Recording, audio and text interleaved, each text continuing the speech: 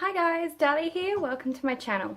You might have been wondering for the past month why I never uploaded the creation video that I had promised to upload on the 28th of December. Well, just before Christmas, my sister-in-law broke her ankle, and so as soon as she told me, me and my partner rushed down there to go and save her day and basically just cook some meals for her and get the stuff when she needed the stuff, like say drink bottle, medication or anything, because she couldn't really hop around that well. So about a week ago she got her new cast, which is much more slimline and a lot easier for her to maneuver around with. So she said, look, you guys have been so helpful, go back home, go and rest before I need you guys again in a couple of weeks. So we made sure that there was meals in her freezer, that she could drive on her own because she has an automatic car, so she can legally drive with a cast on her leg.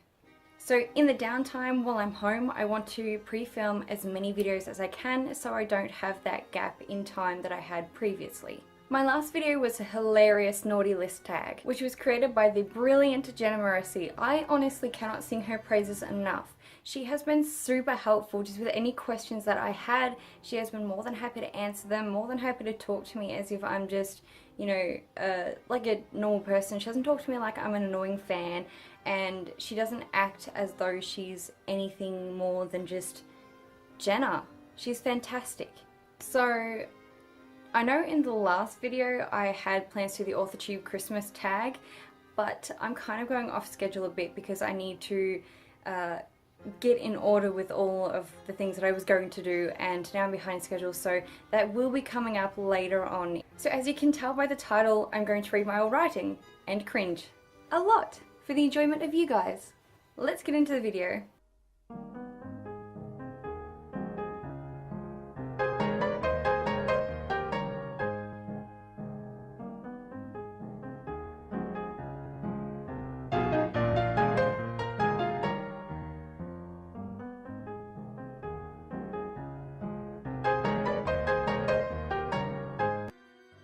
Hot. It's summer in Australia. In 2012, I completed a course on writing and editing. Out of this course, I gained a lot of short stories, and I actually had one of them published, which is pretty cool. In commemoration of this, I thought that I would read some of the first drafts of the short stories that I created. Keep in mind, none of these had an outline. I really didn't even know where I was going with them. They just kind of existed. So while I was in class, the teachers would present prompts, potentially daily prompts or weekly prompts. So some of them were like, write about a dream that you've had, another one was write about a chair, another one was write about shoes. So this is where these stories came from. And keep in mind that I haven't really worked on these stories since. The first story I'm reading from is called Mix's Mess. This story involves adult themes such as drug use and mental illness and sort of breakdowns and stuff like that. So if you're sensitive to that content, please get out of the video now. So this story follows two sisters who try this new drug that was trialed by one of the sisters' boyfriends. So he's like a chemist and he likes to work on these little things, and sort of drugs is his forte. Basically they get addicted and it ruins their life.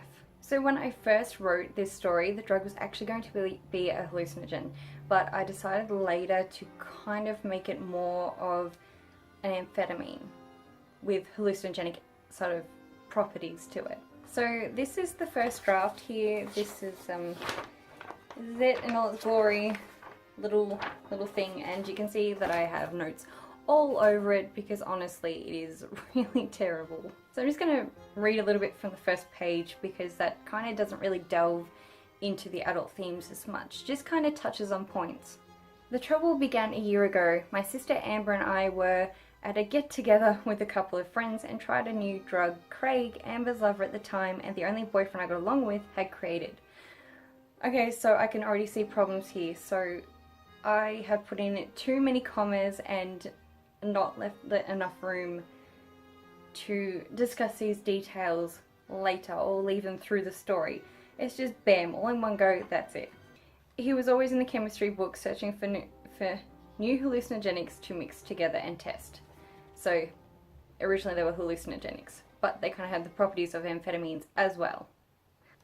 We sat around a triangular table which had a Ouija board painted on it. Why this is relevant, I don't know. And melted the frozen chemicals over a burner and stirred it into our cups of tea. The beverage tasted slightly metallic and had a bitter aftertaste that stung my throat.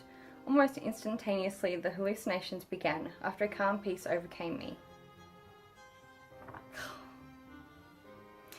The roof started spinning as I lay on the soft carpet. The architraves blurred in and out of vision and became one with the chandelier. Is there a roof in between the chandelier and the architraves? What's going on? I giggled at absolutely nothing and felt a slight vibration come through the ground. It was sheer bliss.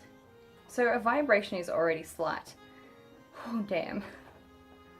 The trip lasted 4 hours and faded as time went on. The moment I felt it had truly worn off, I craved more. I had to literally shake myself out of it. I looked around at the others. They were all glancing around and smiling as if they'd found the miracle cure to end all pain and suffering. In a second, they were all planning another hit. Of course, that's what you do, don't you? I told Craig I felt funny. Amber took me to a bed in the spare room. I tried to convince her to stay by my side, but she assured me it was harmless. It. That pronoun is not going with anything. It? Does that mean Craig? Okay, so I know that I meant the drug here, but it sounds like I meant Craig. What I wanted to know was what side effects did these chemicals have? That was the first time. It happened 2 other times for me. One length of time was a 2-month straight addiction. I suppose it was a bad idea to know a physicist that had access to chemicals and had a curious mind. Chemist, not physicist. Chemist. Amber, however, never stopped using it. She experienced a 9-month addiction. In that time, we bought an apartment and dealt Craig's drug mixer's mess to pay the rent. Life was so good and us using together was wonderful. But one night, it all became too much. I had started noticing paranoia, depression, and anxiety, and just pure insanity seeping in. That's too many things in one sentence. Because you can kind of break it down to just say paranoia and depression. I mean, generally you're going to think that anxiety is in there because you're anxious about the paranoia and what... Wow. I started using more regularly and would do anything to get it. I needed what I felt to be gone. I couldn't handle the horrid images that bounced off the sides of my skull. People after me for no logical reason, the apartment burning down every time I left. Why did I do this to myself?